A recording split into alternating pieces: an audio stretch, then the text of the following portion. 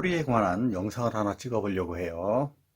자, 여기 보시는 것처럼 비커에 자, 물을 좀 떴고, 자, 얘는 그냥 빈 와인잔이죠. 자, 보신 분들도 있으실 텐데, 자, 와인잔을 진동을 시키면은 와인잔에서 소리가 나겠죠.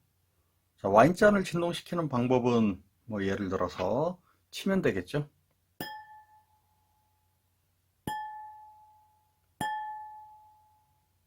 자, 눈에는 안 보이지만 잔이 진동을 하면서 주변에 있는 공기를 진동을 시킬 거예요. 만약에 와인잔이 1초에 100번을 진동을 한다라고 하면 주변에 있는 공기도 덩달아서 1초에 100번을 진동을 하게 될 테고, 우리가 듣게 되는 소리는 100Hz의 소리가 되겠죠. 그런데 이 와인잔은 다른 방법으로 재밌게 진동을 시킬 수가 있어요.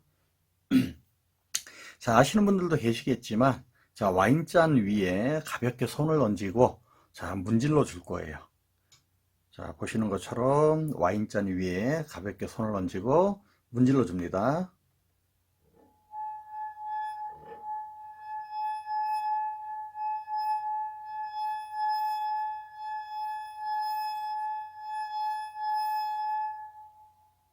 들리시죠? 자, 잘 문질르셔야 돼요. 문질르는데 요령이 필요한데, 자, 보통은 손가락 끝에다가 자, 물을 좀 묻혀서 문질러 줍니다. 왜? 손이 너무 뻑뻑하면은,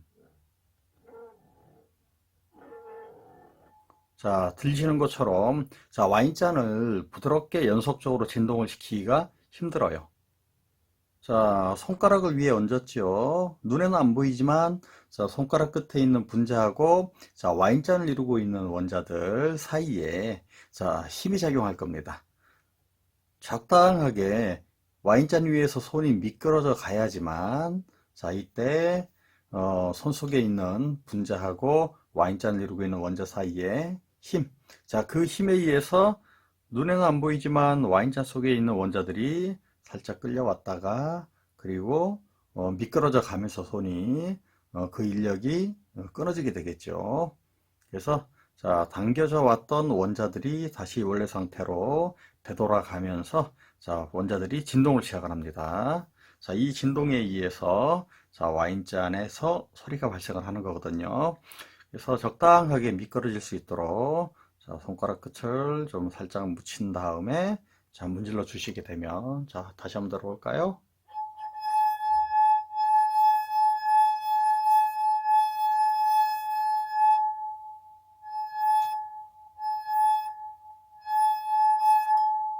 재미있죠?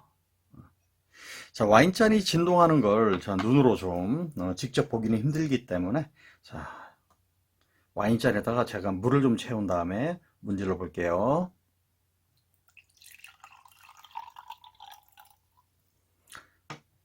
자, 카메라에 잡힐지는 모르겠는데, 와인잔이 진동을 하면서 잔 속에 있는 물을 진동을 시킬 거예요. 그러면은 일부 물 분자들이, 그러니까 물 알갱이들이 큰 에너지를 흡수해서 자, 표면 위로 높이까지 튀어오르는 걸 보실 수 있을 텐데, 자, 카메라에 잘 잡힐지는 모르겠네요. 자, 일단 한번 실험을 해보도록 할게요.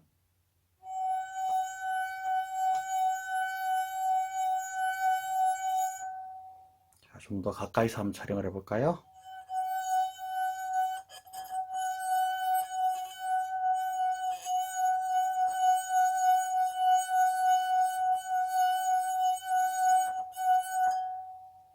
자, 물 표면에서 진동이 일어나는 게 보이시나요? 자, 또 하나의 변화가 있죠. 와인잔에 물이 없었을 때하고, 자, 물을 부었을 때, 자, 어떤 변화가 있는지 여러분들이 한번 잘 들어보세요.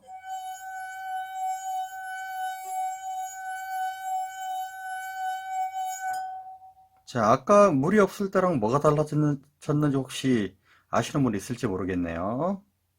자, 음의 높이를 잘 한번 들어보세요.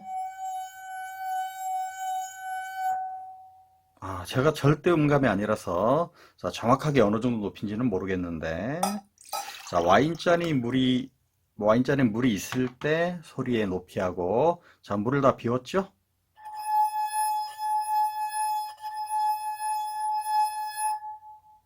차이가 느껴지시나요?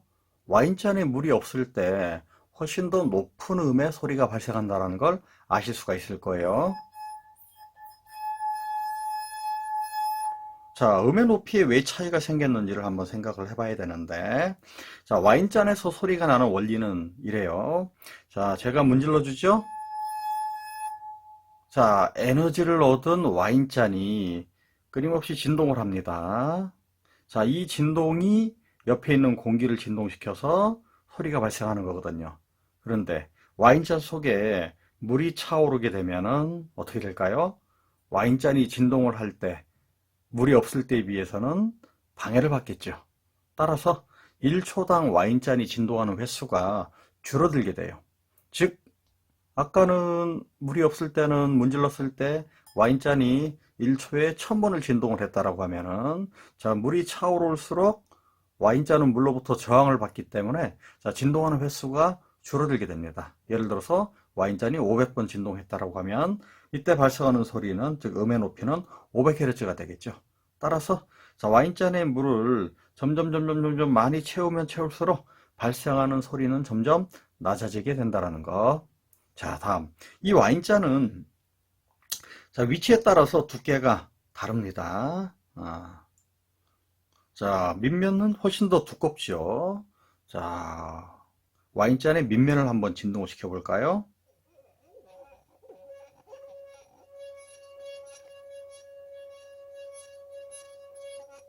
들리시죠?